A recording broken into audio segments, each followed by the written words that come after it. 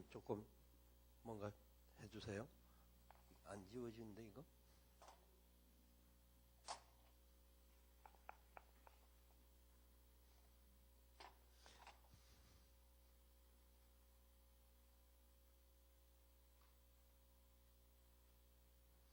젖은 헝겊이나 물을 뿌려서 닦으면 깨끗하게 지워집니다. 그리고 여기다가 뭔가 뿌려주십시오. 여기 뭐 있는 것 같은데? 아닌가? 아닌가 보충이군요. 요거 물 좀, 안에. 예, 물 좀 뿌려주십시오. 예. 자, 다시 삼각형을 좀 크게 그릴게요.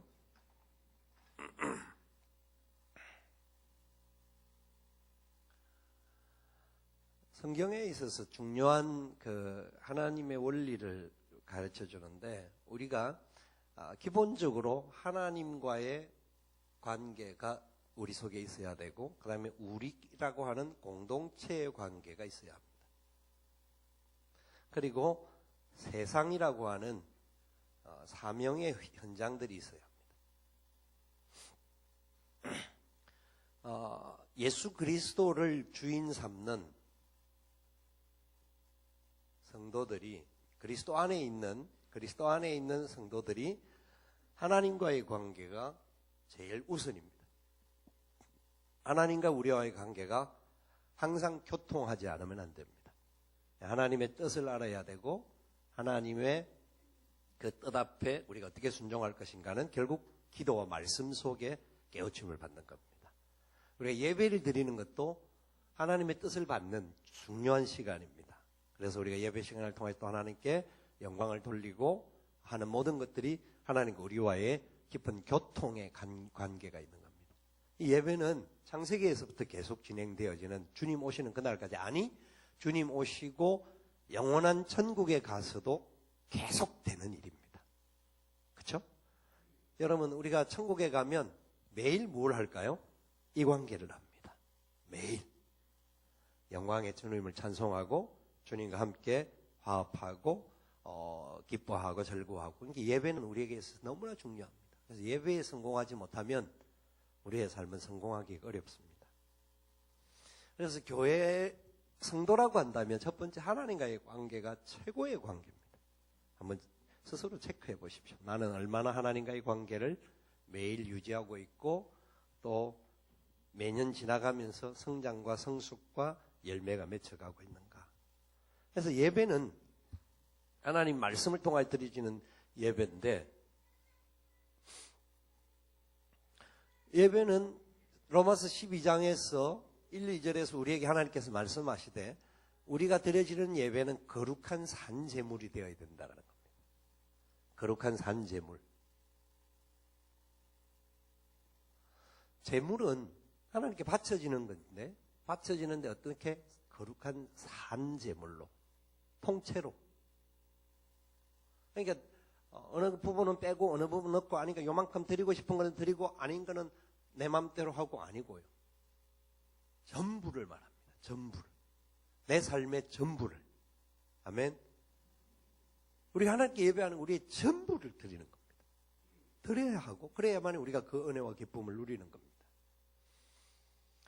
내가 이 정도 해드렸다, 내가 이만큼 하나님께 드렸다, 그러니까 나는 받을 게 있다, 이거는 예배자의 자세가 아닙니다. 이거는 종교인의 자세입니다. 우리의 드려지는 예배는 하나님의 은혜 앞에, 그 은혜 앞에 내가 어떤 것을 드려도 갚을 것이 없다라는 고백 속에서 나오는 게 예배입니다. 어떤 관람료 내고 어떤 상태로 가는 것이 아니라, 왜 하나님 앞에 거룩한 산제물로 드려야 되느냐면 하나님의 자비하심이 우리에게 있었기 때문입니다. 하나님의 자비하심이 뭡니까? 하나님의 자비하심으로 너희를 고난하노니 너희 몸을 하나님이 기뻐하시는 거룩한 산제물로 드리라. 이는 너희에 드릴 영적 예배니라. 산제물, 하나님의 자비하심이 바로 예수 그리스도의 십자가의 죽으심이요, 그분의 우리를 향한 사랑입니다.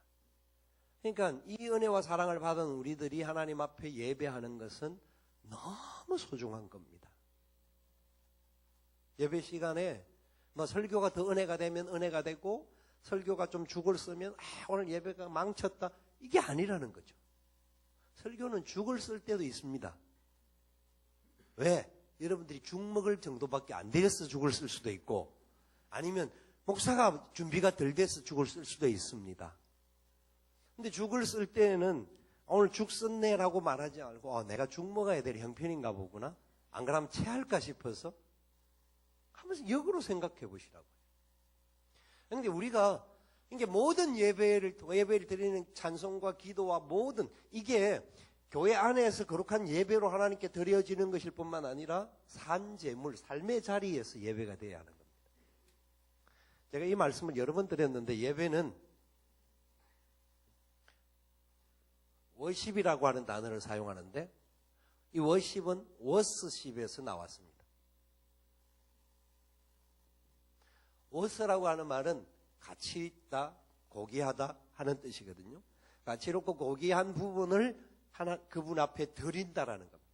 경배한다라는 의미이기 때문에 내 삶의 모든 자리가 하나님 앞에 가치로운 자리가 됩니다. 집에서도 그렇고 직장에서도 그렇고 하여튼 우리의 모이는 모든 공동체든지 개인이든지 남이 보든 안 보든 사람은 못 봐도 누구는 본다? 하나님은 보신다. 그러니까 그 하나님 보시는 눈앞에 우리는 감히 뭐라고 말할 게 자랑할 게 과연 있겠습니까? 우리는 혼자 있을 때는 우리도 모르는 사이에 넘어지기가 쉽습니다. 근데 그런 넘어지는 우리도 하나님은 그래도 예쁘게 봐주고 기다리고 계신다라는 거예요. 그러니까 그 은혜 앞에 우리는 다른 고백을 드릴 것이 없는 거죠. 그래서 삶의 자리 속에서 항상 가치 있는, 그러니까 우리가 하는 직장에서 일, 집안에서 하는 설거지 이런 것까지도 예배가 되어야 하는 겁니다.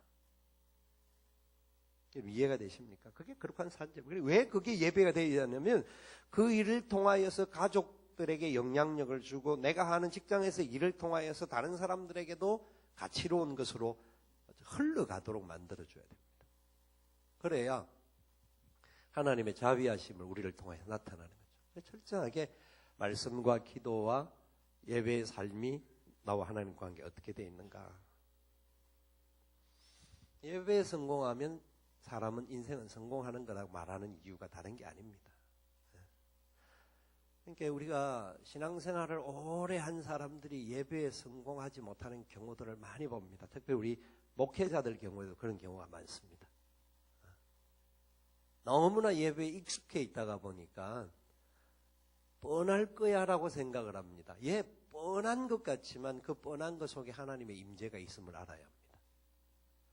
저는 가끔씩 이제 그 코미디 프로 이런 거를 개그 프로그램을 보면 똑같은 테마를 가지고 매주 합니다. 이게 그 시즌이 바뀌기 전까지는 그 내용을 그대로 안에 단어 한두 개 바꾸고 뭐 약간씩 바꾸면서 그걸 유지해 갑니다. 그래도 매주 사람들이 좋아하고 박수치고 보는 거예요. 특별히 많이 바뀌는 게 별로 없습니다. 개편되어져서 프로그램이 바뀌어지지 않는 이상은 그 내용 안에 있는 주제 이런 것들은 거의 비슷합니다.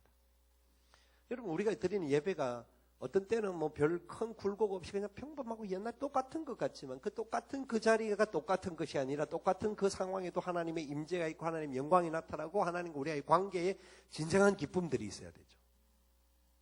예배가 그만큼 소중하기에 하나님과 나와의 관계가 어떤 관계를 맺고 있는가가 가장 중요합니다. 그래서 이것을 하나님을 향하여 올라간다 해서 up이라는 말을 우리가 쓰죠. 그 다음에 우리는 우리라고 하는 공동체가 있습니다. 성경은 말하죠. 두세 사람이 내 이름으로 모인 곳에 내가 그들 가운데 함께한다. 두세 사람이 있는 곳에 예수 그리스도의 임재가 있게 되고 임재가 있는 그곳이 무엇이 된다? 하나님의 나라가 되는 겁니다. 하나님의 나라는 죽어서 가는 천국이 아니라 그것은 완성된 부분이고 이 땅에서 지금 여기에서 이루는 겁니다. 지금 여기에서 하나님의 나라가 이루기 위해서 우리가 모여야 하는데 이 모임 가운데 누가 중심이 되어야 되느냐면 예수 그리스도입니다. 예수 그리스도와 함께 모이는 공동체가 있어야 합니다. 우리는 어떻습니까?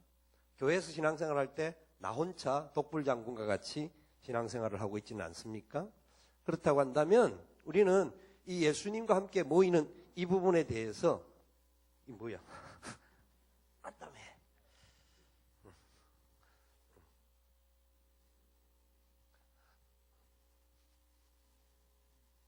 물이 너무 많다. 좀 휴지 좀 주십시오. 그렇기 때문에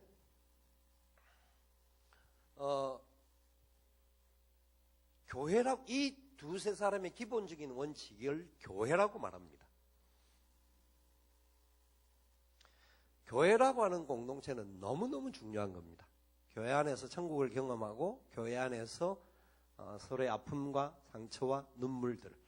자, 성경은 두세 사람을 반드시 목사가 있어야 된다고 말하는 적이 없습니다. 교회 큰 라지 그룹에 있어서는 지도자들, 목사와 교사와 뭐 이런저런 직분자들이 세워지고 있습니다만은 가장 기초 공동체를 뭐라고 말하는지 아시죠? 뭐라고 말하죠? 가장 기초 공동체. 이거 하도 오래전에 해서 기억이 잘 안 나시는가 본데 BCC라고 합니다. 들어는 보셨나요? 안 들어보신 분도 계신 것 같은데 BCC라는 말은 Basic Christian Community라고 말합니다. 기초 공동체를 말하는데 Basic Christian Community. 크리스찬 커뮤니티라고 하는 것은 바로 우리 가장 기초 공동체인데 기초 공동체의 핵심은 예수 그리스도와 두세 사람이 함께 모이는 공동체로서 우리가 이걸 다른 말로 셀이라고도 하고 우리 교회는 이걸 목장이라고 부릅니다. 교회 안에서 하나님 말씀을 중심으로 하고 모이는 아름다운 공동체가 있어야 됩니다. 그 공동체 안에서는 우리의 약함과 죄도 고백할 수 있는, 그리고 서로를 위해서 기도하고 함께 힘을 모아서 하나님의 사랑을 경험하는 그런 공동체가 돼야 합니다. 많은 사람들 앞에서는 함부로 이야기하기 어려운 것들이 굉장히 많습니다. 일반적인 이야기들과 이런저런 이야기는 할 수 있지만 많은 사람들 앞에 이야기하기는 우리 마음을 닫게 되어 있습니다. 그런데 두세 사람 그리스도 안에서 아름다운 공동체를 이루는 사람들에게는 자기 아픔도 눈물도 상처도 말할 수 있습니다. 해야 합니다. 그래야 우리가 해결을 받습니다. 우리는 굉장히 인격적인 사람들이 되어서 인격이 풍성하다가 보니까 우리는 다른 사람들 앞에 우리의 연약한 부분을 드러내고 싶지 않을 때가 많습니다. 인격을 말을 할 때 이 페르소나라고 하는 단어가 있어요. 페르소나라고 하는 단어에서 person이라고 하는 단어가 나온 거예요. 같은 영어로는 같이 쓰는 겁니다. person이라는 단어를 쓰는데 이 페르소나라고 하는 라틴어, A가 더붙은 페르소나라는 라틴어인데 이 말은 다른 말로 하면 가면이라는 말이라고 몇 번 말씀드린 적이 있습니다. 가면인데 우리가 제가 목사기 때문에 가면을 쓸까요? 안 쓸까요? 잘 생각을 해보십시오. 장로님들 가면 쓰고 계십니까? 안 쓰고 계십니까? 사람은요 다 가면을 씁니다. 왜? 그래도 그걸 인격이라고 말하는데 왜 그러냐면 그 가면을 우리는 이상한 취급으로 할 수가 있지만 이중적인 삶이 되어지면 문제가 되지만 그래도 내 부족함들을 최대한 그렇지 않으려고 발부둥치는 모습이 가면으로 나오는 겁니다. 그게 인격이죠. 그걸 일반적으로 말하는 인격적인 건데 그런 인격적인 마음을 가지려고 하는 것들이 사실 내 의지와는 어떤 때는 상관없을 때가 있습니다. 상관없지만 그래도 내가 하나님 은혜를 받은 사람인데 그래도 이 정도는 해야지라고 하는 것이 우리의 가면일 수가 있어요. 근데 가면이 무조건 나쁜 건 아닙니다. 맨 얼굴을 보이는 것보다 변장을 좀 해야 할 때가 훨씬 있잖아요. 그런 게 필요하듯이, 이게 여자들은 밤에 보는 거하고 낮에 보는 게 얼굴이 다르다고 하는 이야기를 많이 하지 않습니까? 그게 이제 변장, 진짜 화장술을 보니까요, 와, 사람이 완전히 달라져요. 우리 집에서 보는 사람은 아닌데, 그 TV에서 나오는 사람들을 보니까, 이래 얼굴을 화장을 하니까요, 처음 생각했던 전혀 그 사람인데, 나중 화장하고 나니까 전혀 다른 사람이 나오더라고요. 이 자리에는 그런 분 별로 안 계셔요. 안 계신데, 그걸 이제 부정적인 요소도 있지만, 페르소나라는 것은 가면이라는 모습이 외식이라는 개념으로도 갈 수도 있습니다. 그러나 우리가 우리의 연약함을 감추고 또 이런 일반적인 자리에서는 그게 필요한 거죠. 제가 이 자리에서 항상 제가 문제 속에 있는 더러운 것만 드러낸다고 한다면 저 인간은 뭐 이렇게밖에 취급을 안 되지 않겠어요? 그러나 저도 우리의 작은 소그룹 공동체 안에서는 100개 중에 1개, 10개, 10개 중에 하나 문제가 있는 것들은 토해내어야만이 계속해서 건강하게 걸어갈 수가 있는 거예요.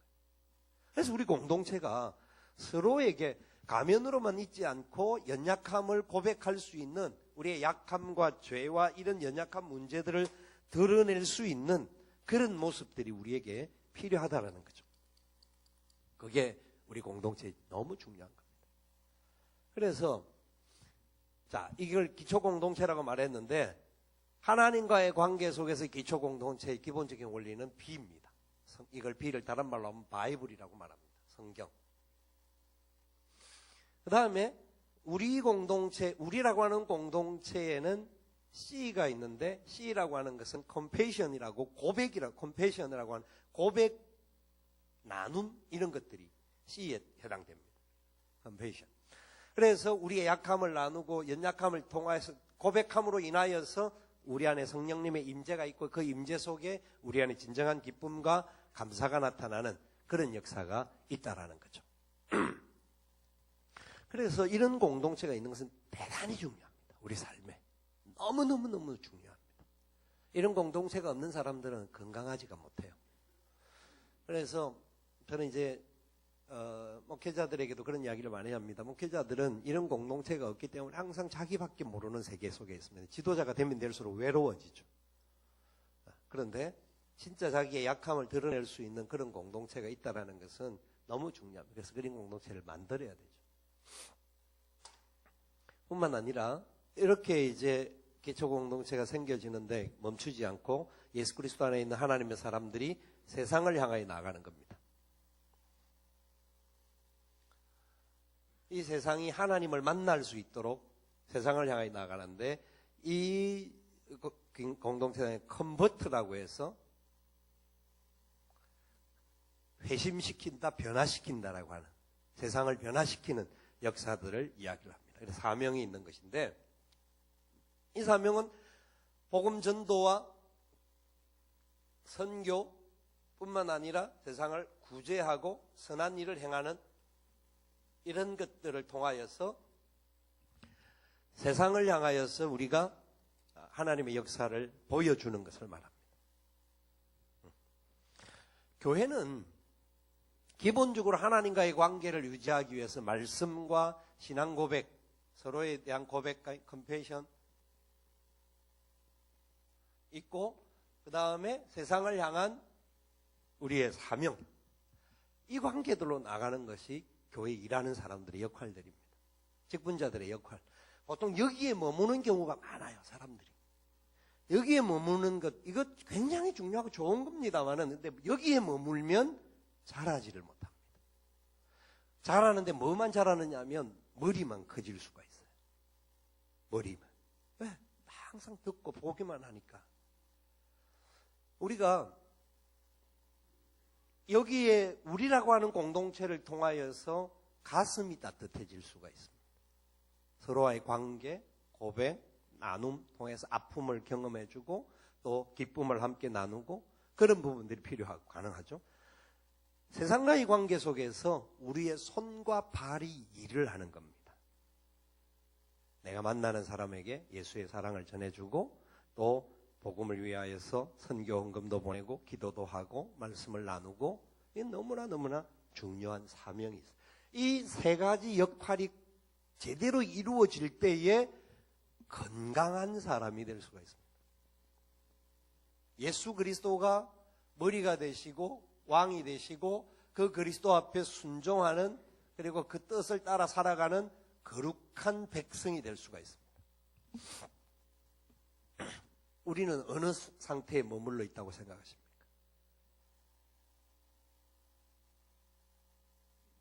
다 잘 하시죠? 이것도 잘 하시고, 이것도 잘 하시고, 이것도 잘 하시죠?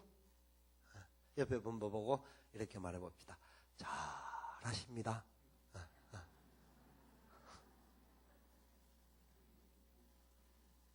그게 진짜 잘하는 건지 뭐 하는 말인지는 모르겠습니다만은, 이제는 그렇게 말합시다. 좀 그 경건한 마음을 가지고 잘 해봅시다. 이건 꼭 필요한 겁니다. 성도가 이렇게 살지 않으면 껍데기만 있는 겁니다. 교회가 항상 예배만 있고 우리끼리만 있기는, 여기에 머물기 참 쉽습니다. 요 두 가지만 머물러도 그래도 사실 뭐 행복할 수는 있어요. 행복할 수는 있죠. 우리끼리 모여서 예배하고, 우리끼리 찬송하고, 우리끼리 좋은 거 먹고, 우리끼리 하나님과 함께. 예루살렘 교회 형태가 이곳이었습니다. 그러니까 예루살렘 교회를 하나님께서 흩으셨습니다. 핍박을 통하여 흩으셨습니다. 한국 교회가 어렵다고 하는 이유가 70년도, 80년도 가면서 부흥과 성장이 일어난 다음에 너무 우리끼리 멈추버린 동맥경화가 한국 교회에 생긴 겁니다.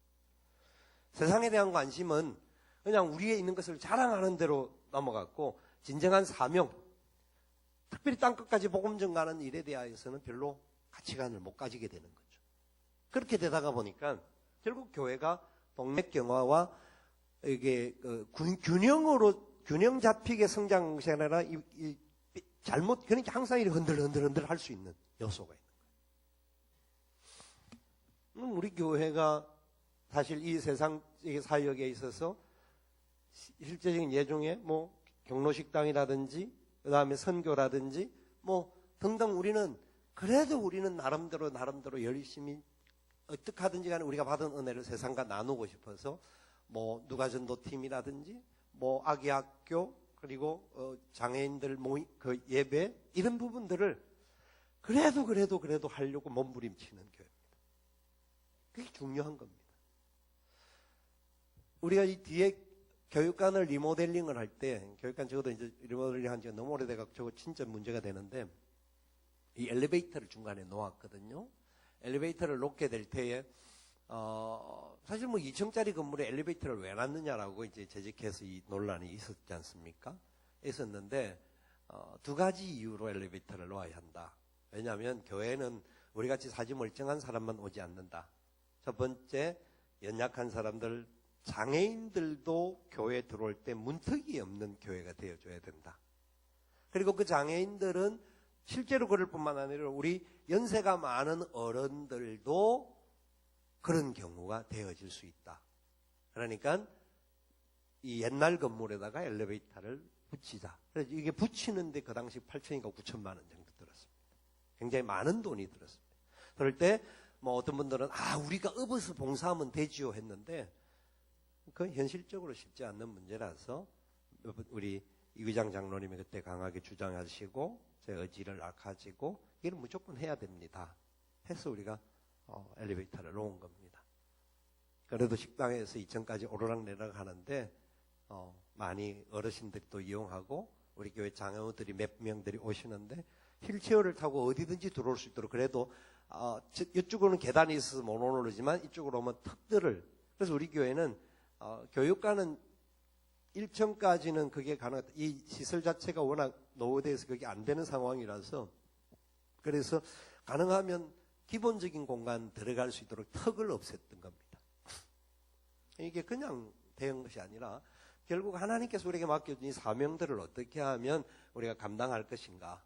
그러니까 모든 사람들이 열려있는 교회에 들어올 수 있는 기회를 줘야 된다는 것에서 시작되어진 겁니다.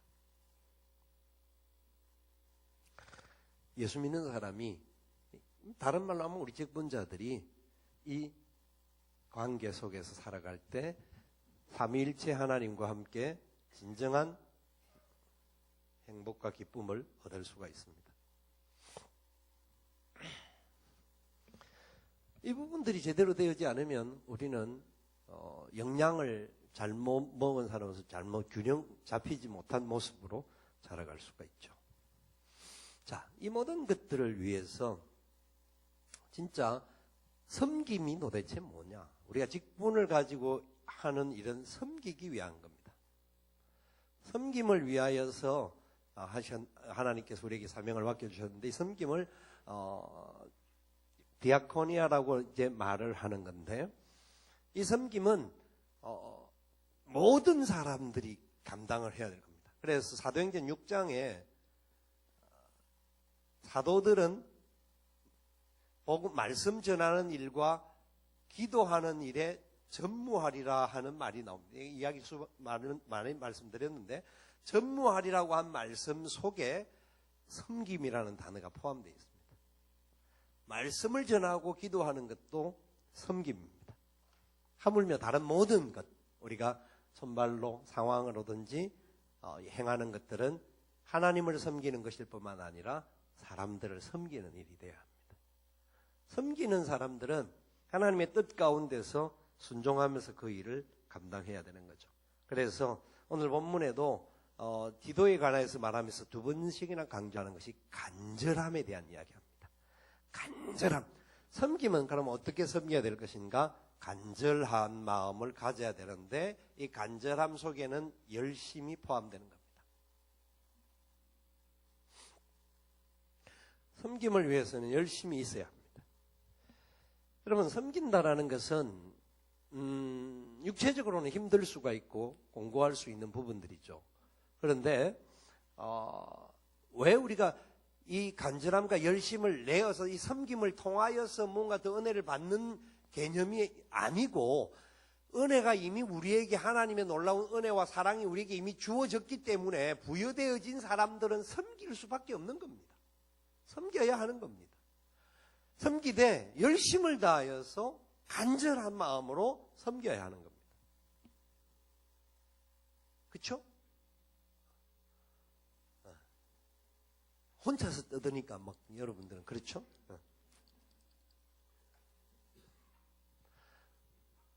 진짜 우리가 열심을 낼 때에 우리가 내는 열심의 수준을 생각해 보십시오.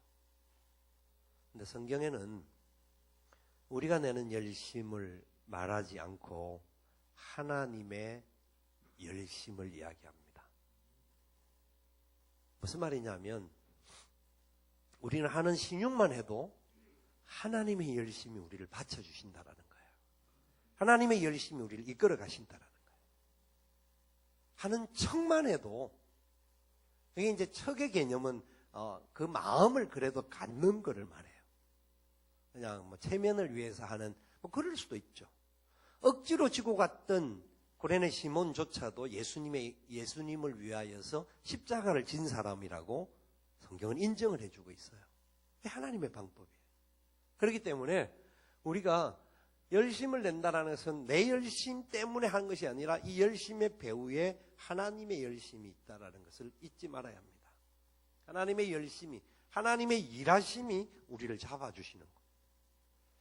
하나님의 일하심은 오묘한데요. 하나님께서는 그 사람들이 어떤 사명을 가지고 나아갈 때는 그 사명을 감당할 수 있는 능력까지 반드시 주십니다.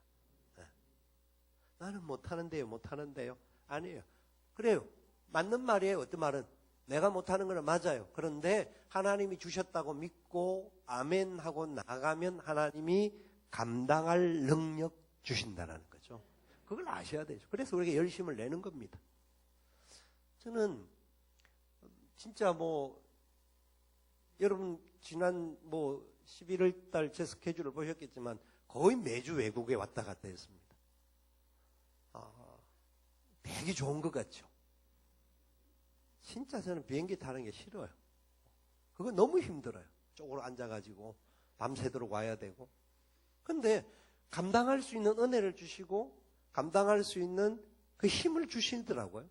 되게 엄청 피곤하고 몸이 도무지 못 일어날 것 같은데도 하나님 또 새 힘을 주시고 또 강단에 서면 또 외칠 수 있는 은혜를 주시고 누가 그런 말을 하더라고요. 목사님 그럼 설교 준비는 언제 합니까?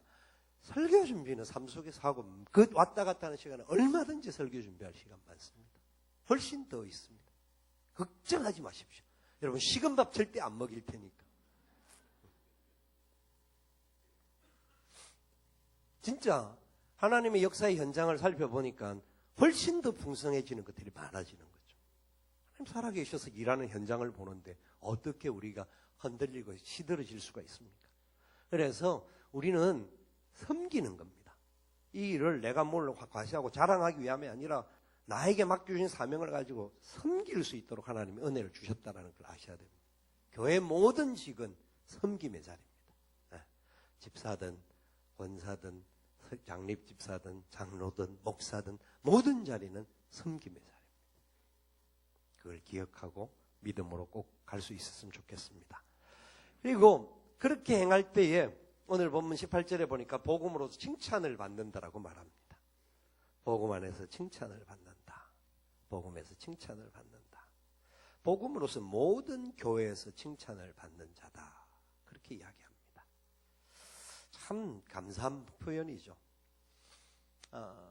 저와 여러분들이 삶의 모습 속에서 진짜 하나님의 은혜 앞에 사랑으로 충성하고 봉사하고 그 결과로 인하여서 하나님이 칭찬하고 또 성도들이 서로 칭찬해주는 그런 모습이 있어야 합니다. 여러분 일하는 경우에 칭찬보다 욕먹을 수 있는 경험들이 훨씬 많습니다.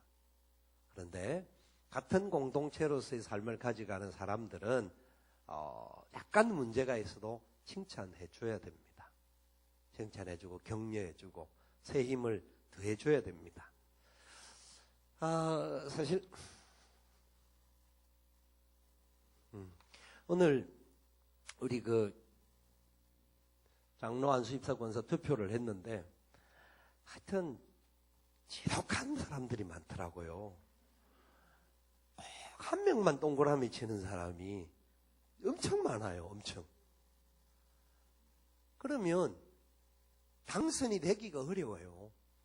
원만하면 진짜 이 원수 같지 않으면 5명 하라 하면 내가 싫은 사람 3명 빼내고 5명은 해야 되는데 내가 좋아하는 사람 1명만 딱 하는 사람이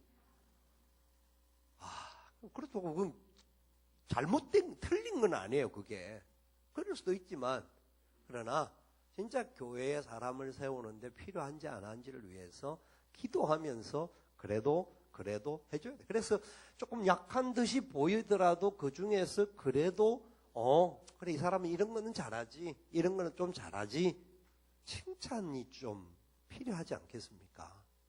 꼭 말로는 못한다 하면 삶 속에서라도 그래도 서로 인정해 주는 것이 필요한 거예요. 자, 2분씩 보시면서 한번 어떻게 칭찬을 하면 최고의 칭찬이 될지 한번 표현을 한번 해보십시오. 그 사람 보고 당신을 보니 천사를 보는 것 같습니다. 당신을 보니 참 진짜 막 삶의 행복이 생기는 것 같습니다.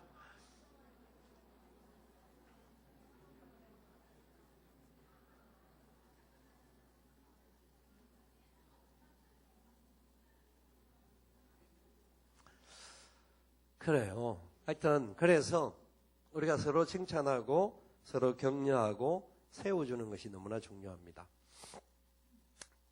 하나님께서 왜 우리에게 이런 사명들과 은혜들을 주시느냐 하면 우리가 잘났기 때문에 그런 것이 아니라 진짜 하나님의 뜻 앞에서 우리가 어떻게 충성하고 봉사하고 헌신하는 것이 중요한가. 특별히 우리가 하는 말은 이 칭찬은 말로 가고 또 행동으로 하게 되는데 여러분 말한 대로 이루어집니다. 말한 대로 이루어집니다.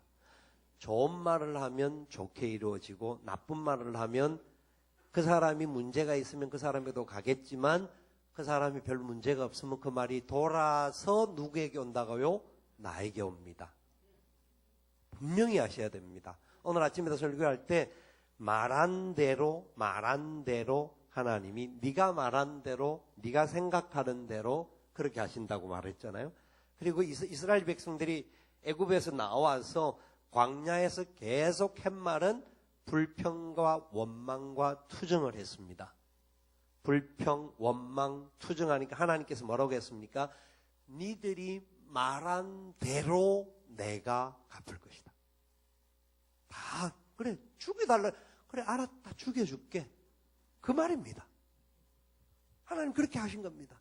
그러니까 모세가 안 됩니다. 하나님 안 됩니다. 그래도 하나님의 백성들인데 저들을 죽이는 건 하나님 뜻이겠지만 저들을 죽이면 하나님 영광 가려집니다. 내 이름을 생명책에서 지우더라도 저 사람들 죽이면 안 됩니다. 모세의 기도가 있었던 겁니다. 여러분 이스라엘 백성들이 잘나서 하나님의 백성으로 광야에서 나와서 가나안 땅을 차지한 게 아닙니다. 모세의 그 간절함과 하나님의 그 은혜가 진짜 하나님의 공의의 방법을 했다고 한다면 이스라엘 백성들을 싹 썰어버리고 새롭게 시작할 수 있습니다. 하나님 그렇게 하지 않으셨어요. 그래도 그의 사랑하는 백성인 모세의 기도를 하나님 들어주시고 하나님 마음을 돌이켜주시죠. 여러분 교회는 모세를 미리암과 아론도 그렇고 모세에 향해서 불평했던 이스라엘 백성들, 왜냐하면 모세도 그렇게 완전한 사람인데도 불구하고 욕먹을 거리가 있는 거예요. 저는 저를 꼭 예를 들지 않아도 저는 미완성 작품인데다가 원래 좀 문제가 있어요. 사람이 약해요. 전 제 자신의 약함을 알아요. 부족함이 많아요. 여러분이 보기에는 제가 굉장히 거룩하고 이런 사람 같이 보이는지 모르지만 여러분 사람 보다가는요 자빠집니다. 제가 그래도 열심히 살려고 하고 바르게 살려고 하는 부분들은 있습니다만은 어떤 분이 그런 설명을 하더라고요. 목사 등에 엎여서 신앙생활 하지 마라. 그러니까 목사 보고 신앙생활 하지 말고 그래 엎여서 신앙생활 하면 자빠지면 누가 더 다칠까요? 엎여 있는 사람이 더 다칩니다. 맞아요. 왜냐하면 아기들을 업고 넘어지면 넘어진 아기들이 충격이 더 큽니다. 자기는 발을 붙이고 있는 사람이기 때문에 너무 적당한 피할 길도 있지만요. 그러니까 우리가 볼 수 있는 것은 구약의 사사기를 쭉 보시면 사사기에 나오는 사사들이 다 미약한 자들입니다. 미약한 자예요. 그런데 하나님 역사를 이루거든요. 이루는데 그곳에서 뭘 가르쳐 주냐면 사사가 연약하고 부족하더라도 그래도 하나님 손 붙잡아 주시면 승리한다. 승리하는데 사사를 보지 말고 영원한 사사이신 예수 그리스도 믿음의 주요 온전케 하시는 주님을 바라보라. 그거예요. 목사를 통해서 그래도 예수님을 드러내려고 하고 복음을 드러내려고 하는 그것을 보여야 됩니다. 목사의 연약한 모습 보고 시험 들지 마십시오. 외형적인 한두 개 보고 시험 드는 분들은 제가 그래도 그래 제 개인적으로 만약 제가 저도 안 그렇겠지만 그런데 제가 원전하지 않으니까 제 속에도 문제가 없겠습니까? 제 속에 있는 연약한 모습을 보면 아마 여러분들은 더 할 수도 있겠죠. 어떤 경우는. 그러면 그 사람을 보고 모든 사람이 실망하고 실족할 수 있습니다. 완전하지 않아요. 누구든지 완전하지 못해요. 그래서 그래도 좋은 것이 있으면 좋은 것을 칭찬해 줘야지 완전하지 못한 거 보고 불평하고 원망하면 그 원망이 결국 자기에게 독이 되는 겁니다. 우리가 옆에 사람들하고 지내다가 사이가 틀어지게 되면 그 사람들만 생각하면 머리가 아프잖아요. 생각하면 막 가슴이 막 괴롭잖아요. 그러니까 안 보려고 자꾸 그러잖아요. 그러면 그 공동체가 깨지는 거예요. 그래서 예수님은 우리를 살리기 위하여서 뭐라고 말씀하셨냐면 원수를 사랑하라고 하는 겁니다. 원수를 왜 사랑해야 됩니까? 내가 살도록 하기 위해서. 내가 원수 미워하고 안 보면 그만이야. 그런데 미워하고 안 보고 불평하고 원망하면 그 불평과 원망이 누구에게 돌아가냐면 자기를 죽이는 거예요. 계속 자기를 힘들게 만드는 거예요. 그러니까 저는 제가 그래서 우리 성도들이 더 그런 실족이 들지 않도록 하기 위해서 더 바로 하려고 노력은 합니다만은 온전하게 살려고 발부동을 칩니다만은 그렇지 못한 것들도 있을 수 있잖아요. 그럴 때 그 못난 부분 보고 왜 저럴까 손가락질하지 마시고 그 약함을 보고 기도해 주셔야 되는 거예요. 서로도 그렇게 해야 되는 거예요. 서로도. 약함을 보고 지적질하지 말고. 왜냐하면 지적하다 보면 우리 약함이 더 많아요. 따지고 보면. 그럼 또 결국은 그게 내게 도구로 돌아와죠. 그래서 어떤 부분을 보고 어떤 부분에 대한 불평과 원망이 있을 때는 하나님 살아계십니다. 저는 그 말 항상 외치고 항상 믿습니다. 하나님이 살아계시지 않습니까? 하나님 살아계십니다. 아멘. 하나님 살아계십니다. 그러면 하나님이 역사의 주인이십니다. 하나님이 세운 지도자를 만약에 하나님이 마음에 안 들면 하나님이 제거하십니다. 두려운 마음이죠. 우리는 기도할 뿐입니다. 그렇지 않아요? 어떤 분들에 대해서 책망하고 범죄하고, 성경은요 이 두세 사람의 이야기를 이야기할 때도, 우리라고 하는 공동체를 이야기할 때 마태복음 18장의 이야기가 책망하고 그 사람을 벌 주기 위해서 하는 말이 아니에요. 마지막에 가서는 공동체에서 잘라내는 행동을 하는데, 공동체에서 잘라내기 전까지 우리가 얼마나 많은 수고를 해야 되는지를 말하는 거예요. 그 수고하는 과정 속에 뭐가 나오느냐? 우리 예수님이 우리와 함께 거하는 하나님의 나라를 경험하게 된다는 거예요. 그러니까 약한 사람이 있을 때 문제를 지적하고 잘못됐다라고 말하기는 쉬워요. 그래 되면 공동체가 파괴되어지면 내가 죽어요. 내가. 여러분, 성경에는 지도자들에 대해서 이야기하는 게 많은데, 지도자들에 대해서 왜 그렇게 책망하거나 지적질하거나 하지 말라고 하느냐 하면, 그것도 역시 성도들을 사랑해서 하나님 그런 거예요. 지도자들이 문제가 있을 때 그 문제에 대해서 내가 계속 책망하고 비방을 하다가 보면 내가 은혜를 못 누리잖아요. 내가 은혜를 못 누리면 더더욱 하나님의 역사 속에서 우리는 강팍해지기 시작해요. 그런 분쟁이 일어나고 갈등의 구조가 되는 거예요. 그럴 때 진짜 하나님을 사랑하는 우리의 모습에서 연약한 사람들을 위해서 기도해 주는 거죠. 내 마음에 안 드는 그 부분을 놓고 간절히 기도하는 거예요. 제가 옛날에 그런 이야기를 한번 한 적이 있습니다. 누구를 제일 많이 기도하느냐? 내가 제일 미워하는 사람을 위해서 제일 기도를 많이 하는 게 우리가 돼야 되는 거예요. 여러분, 그게 뭔 말인 줄 아세요? 내가 살기 위한 거. 하나님 우리를 살기 위한, 그래서 원수를 사랑하러 간 게, 그래서 저도 어떤 경우에는 어떤 때는 그런 때가 있었으면, 지금은 뭐 거의 그런 경우는 없습니다. 누가 막 자꾸 생각이 나던 때가 있었어요. 그러면 그 생각만 머리가 아프고 골치 아픈데, 그 생각만 하면 우리는 죽어요. 그때 엎드려서 기도하는 거죠. 아버지, 제 마음이 이렇게 약해서 자꾸 미운 마음이 생기는데, 마음이 상하고 갈등이 생기는데, 그 영혼을 하나님이 은혜를 베풀어 주셨어. 오히려 위로해 주시고 힘을 더해 주시고 새 능력을 더하여 주셔서 아름다운 공동체가 될 수 있도록 복을 내려 주시옵소서. 원수가 아니어서 형제인데 서로가 갈등이 있을 수가 있거든요. 그러니까 그렇게 기도하면 그분이 받아져서 좋아지고 변화되어지면 감사하고, 안 변화되어지더라도 그 기도가 누구에게로? 하나님 내게 주시는 은혜가 되는 거예요. 하나님 나와 함께 하시니까 나는 감사하면서 달려간다.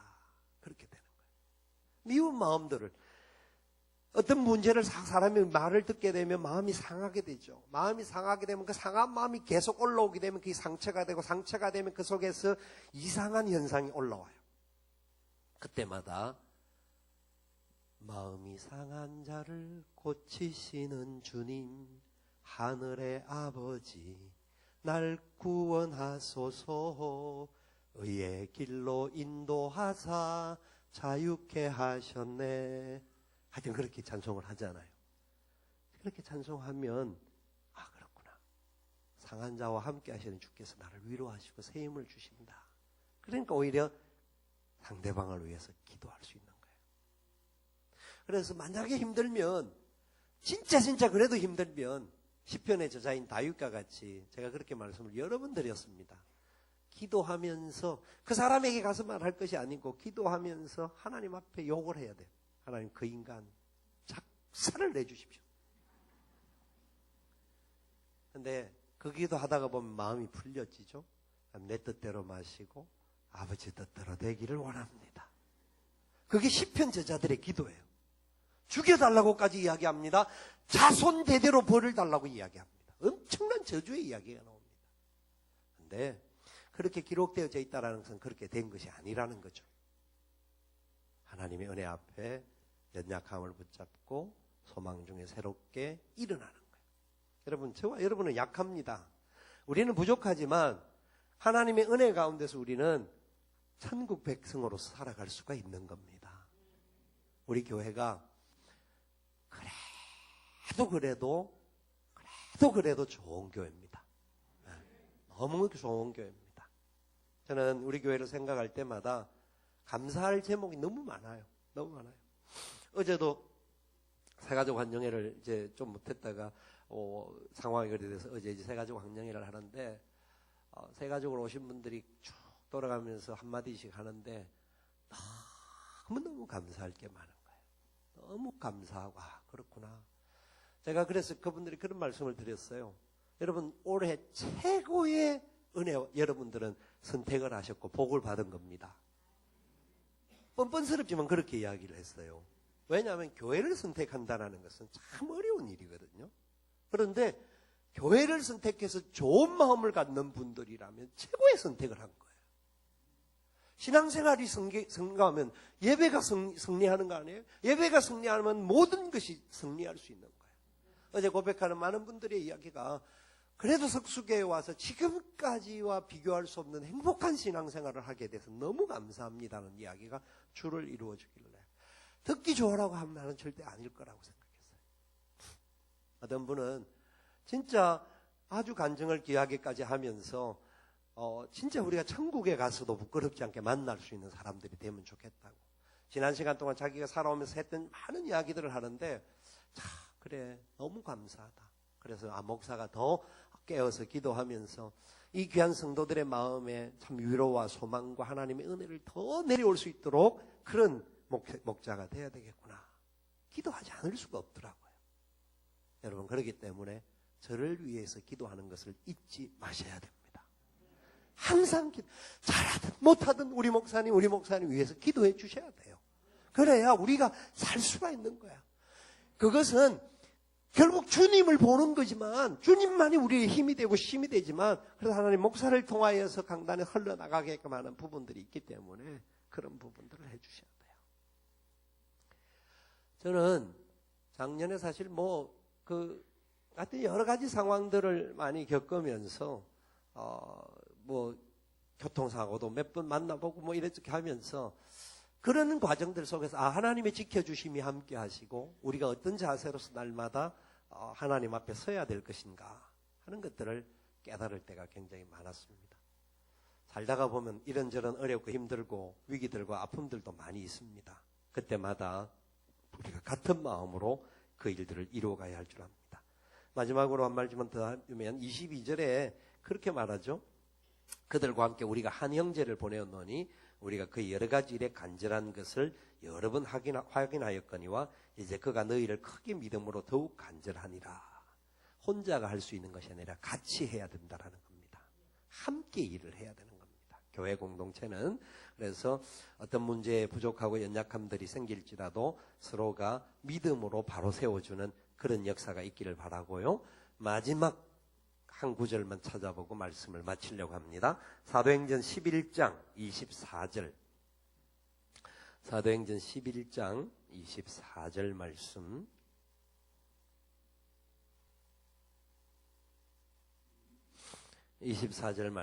우리 같이 한번 읽겠습니다. 바나바는 착한 사람이요 성령과 믿음이 충만한 사람이라.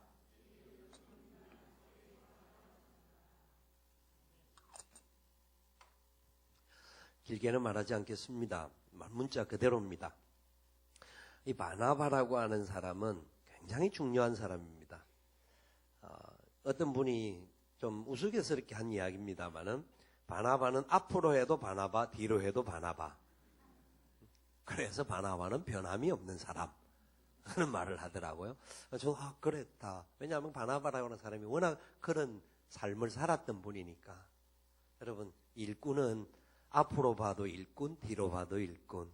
앞으로 봐도 그 사람, 뒤로 봐도 그 사람 되려고 노력해야 합니다. 우리가 앞의 모습과 뒷모습이 다를 수도 있지만 그러나 같아지려고 노력하는 것이 너무나 중요하죠. 그리고 착한 사람이죠. 예수가 내 속에 계신데, 예수님이 우리 안에 계신데, 예수님이 원래 선한 선생님 아닙니까? 착한 분이지 않습니까? 그러니까 우리가 착해야 돼요. 가시가 있습니까? 뽑아야 돼요. 내가 뽑을 수가 없어요. 그러니까 우리가 가시가 있고 우리 속에 뭔가 상처가 있으면 예수님의 십자가 앞에 다시 엎드려야 되는 거예요. 그래서 그분이 나를 만져주셔서 가시가 없는, 모나지 않는 사람들이, 우리 가운데는 다 참 좋은데 이 말이 한 번씩 툭툭 뱉으면서 사람들에게 팍팍 못을 박는 경향들이 있는 사람들이 있어요. 굉장히 조심해야 됩니다. 그래서 가능한 대로 착한 모습. 그렇게 되기 위해서는 뭐가 필요합니까? 성령과 믿음이 충만해야 됩니다. 다른 것은 안 됩니다. 다른 거 아무리 가져도, 여러분, 돈으로 교회 일을 하는 거 아닙니다. 우리가 돈을 가지면 얼마나 가지겠습니까? 우리가 뭘 하면 얼마나 하겠습니까? 하나님의 역사가 있어야 합니다. 모든 일에. 저는 내년에 진짜 종교개혁 500주년을 맞이하는데 다시 한번 복음 앞에 서기를 소망하는, 우리 그래서 주제를 다시 복음으로라고 하는 주제를 잡았는데요. 진짜 복음 앞에 서면 우리가 사는 세상이 너무 힘들고 어렵고 막 문제가 많지만 지금만 문제가 많은 게 아니라 종교개혁 시대에는 더 문제가 많았습니다. 그래도 하나님은 교회를 통하여서 하나님의 영광을 나타내었습니다. 우리가 내년에 든 모든 시간들 속에 문제 많은 것을 보면서 문제 많다, 문제 많다, 문제 많다가 아니라 문제 뒤에 손을 펴고 계시는 주님을 볼 수 있는 믿음과 성령이 충만한 사람이 되어야 됩니다. 믿음과 성령이 충만해지면 주님이 손을 펴고 계시는 것을 보게 될 때 주님의 뜻이 더 많이 이루어질 수 있는 공간이 생긴다라는 겁니다. 문제가 많으니까 해결해야 될 것이 훨씬 많지 않습니까? 그럼 주님의 역사가 더 많아지는 거예요. 그걸 믿음으로 바라보면 우리는 이길 수가 있는 거예요. 이길 수가 있는 거예요. 수없이 많은 이야기들을 했습니다만은 교육관의 문제를 놓고 오랜 세월 동안 우리가 기도해야 하는데 내년에 좀 더 적극적으로 기도해야 합니다. 저 부분을 놓고 진짜 우리 다음 세대들을 위해서, 우리 미취학 아동들을 위해서 우리 교회가 해줄 수 있는 게 뭘까? 그 아이들을 어떻게 하면 돌볼 수 있을까? 하는 가운데 아까도 우리 장로님 한번 이야기를 했는데 저도 지나가면서 저 공간을 볼 때마다 내가 믿음이 없어서 그런가? 왜 내가 저 부분들을 어떻게 해결해 줘야 되는데 50년이 넘는 저 건물이 서가 있는 상황에서 우리가 그냥 갈 수는 없는데 그래서 적극적으로 기도하려고 합니다. 언제 어떻게 될지는 모릅니다. 하나님 허락해 주시면 할 테고 하나님 허락 안 해주시면 그냥 지내는 거예요. 여러분들도 더 많이 기도하셔야 됩니다. 교회를 위해서 같은 경제가 어렵기 때문에 저는 어렵다고 생각하는 부분도 있습니다. 그러나 어렵기 때문에 더 기도하면 하나님 풀어주시면 능치 못함이 없는 줄 믿습니다. 하나님 풀어주셔야 되죠. 그러니까 우리 마음이 하나 되어지면 뭐 못할 게 뭐 있겠습니까? 그래서 교회를 위해서 더 많이 기도해 주시고 모든 상황 속에서 하나님의 뜻이 나타날 수 있도록 그런 마음으로 달려갈 수 있는 저와 여러분 될 수 있기를 주님의 이름으로 축원을 드립니다. 우리 함께 간절한 마음으로 합심하여 기도하기를 원합니다. 하나님, 우리가 주님의 교회 일꾼으로 세움을 받게 되는데 일꾼답게 살게 하시고 구경꾼이 되지 말게 하시고 방해꾼이 되지 말게 하시고 싹꾼이 되게 하지 말게 하시고 주님의 일꾼 되게 하여 주옵소서. 주의 영광에 하여 충성봉사 헌신할 수 있도록 은혜와 복을 더하여 주시옵소서. 우리 주님의 이름 간절히 한번 부르고 기도하기를 원합니다. 주여, 아버지 은혜를 감사합니다. 아버지 붙들어 주시기를 원합니다. 주의 영광이 나타날 수 있기를 원합니다. 주여 우리를 사용하여 주옵소서. 우리를 일꾼 삼아 주심을 감사합니다.